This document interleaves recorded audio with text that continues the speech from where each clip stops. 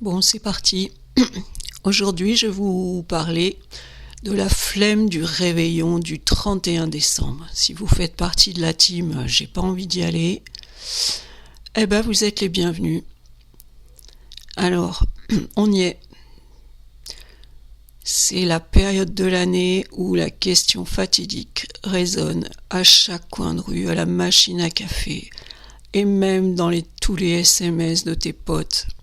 Les SMS groupés, parce qu'en fait, ils ont la flemme de contacter tout le monde séparément.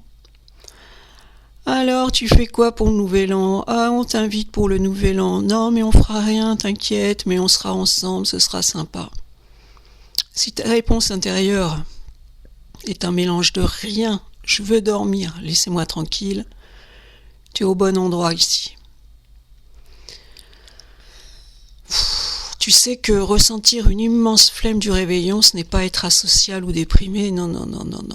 C'est peut-être simplement un signe de grande lucidité face à la pression sociale, un peu absurde. Allez, respire un bon coup, pose ton plaid sur tes genoux, on va déculpabiliser tout ça ensemble. Alors d'abord, je vais te poser la question, pourquoi le 31 décembre nous fatigue-t-il autant ? Soyons honnêtes, 2 minutes. La Saint-Sylvestre cumule toutes les tares pour déclencher une flemme cosmique. Alors en premier, c'est l'obligation de s'amuser. On doit rigoler, on doit danser, on doit être tellement content que l'année se termine.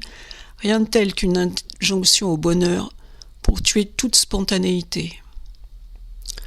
En deuxième, c'est la logistique infernale.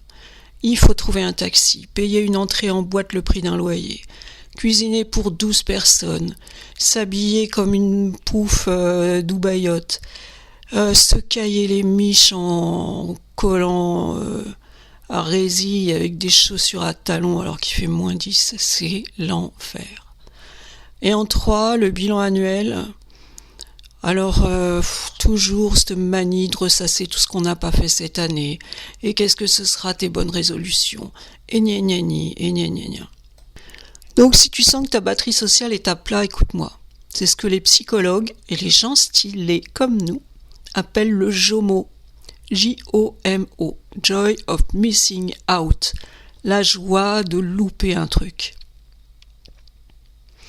Je vais te faire un petit comparatif entre une soirée hype et une soirée flemme.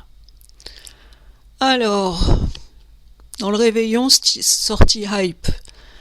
Il va te falloir des chaussures qui font mal, une chemise qui serre ton gros bide, 150 balles de budget entre le traiteur, le Uber, le champagne, le coiffeur et tout. Les transports galères, froid, dangereux pour les femmes, en grève la plupart du temps. Et le risque de gueule de bois, de dispute avec tonton Jaco qui raconte des conneries. Et évidemment, une fatigue extrême, un bal de bide le lendemain, tout va bien.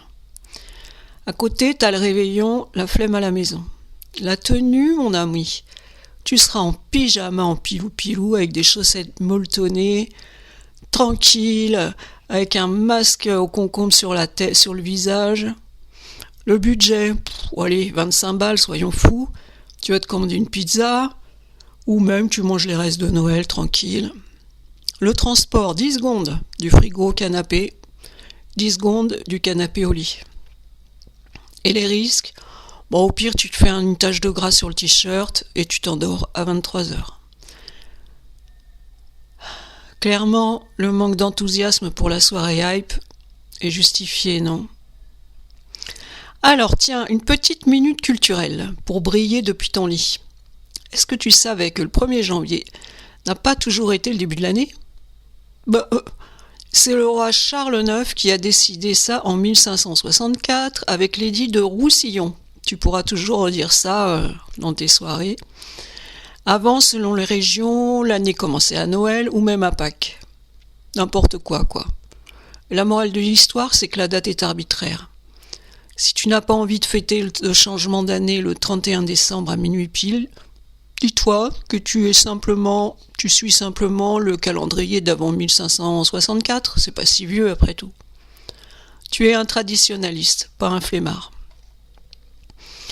Bon, sinon, Comment on réussit son non-réveillon? Bah, maintenant que tu as accepté la flemme du réveillon, pourquoi en faire une soirée agréable? Et comment?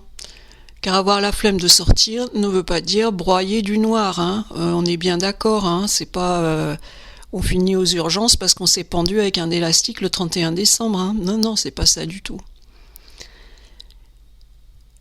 Euh, Bon, déjà, commence par dire à tes proches, oh désolé, mais cette année, j'ai pas envie de faire le réveillon. Ou cette année, oh bah je pars aux Bahamas, tiens, je serai pas là. Ou oh bah cette année, je fais du bénévolat.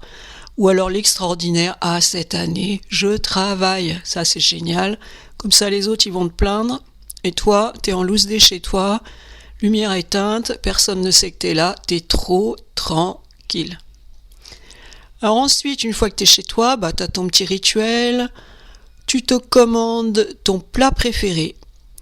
Alors t'es pas obligé de prendre du foie gras, hein, si t'aimes pas ça, tu peux bouffer ce que tu veux. Des yaourts à la fraise, du jambon de Parme, n'importe quoi, tout ce que tu veux, tu te fais tes petites courses tranquillou, tu ramènes ça tranquille chez toi et tout va bien.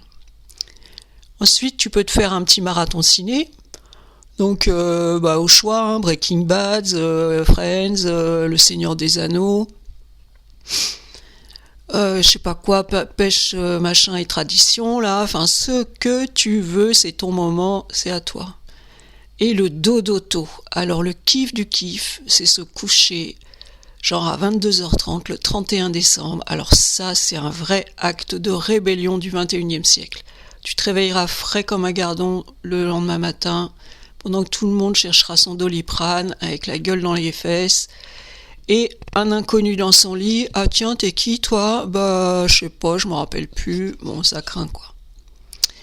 Et si jamais tu culpabilises encore un peu, souviens-toi que prendre soin de soi est la base pour être disponible pour les autres le reste de l'année. Voilà, c'est pas pour toi que tu le fais, c'est pour les autres. Allez. Bon, en conclusion, eh ben écoute, lâche prise, cette résistance, cette réticence, pas cette résistance, ouais, ça peut être cette résistance aussi à faire la fête, écoute-la, c'est ton corps et ton esprit qui te réclament une pause. Le 31 décembre n'est qu'une soirée comme une autre.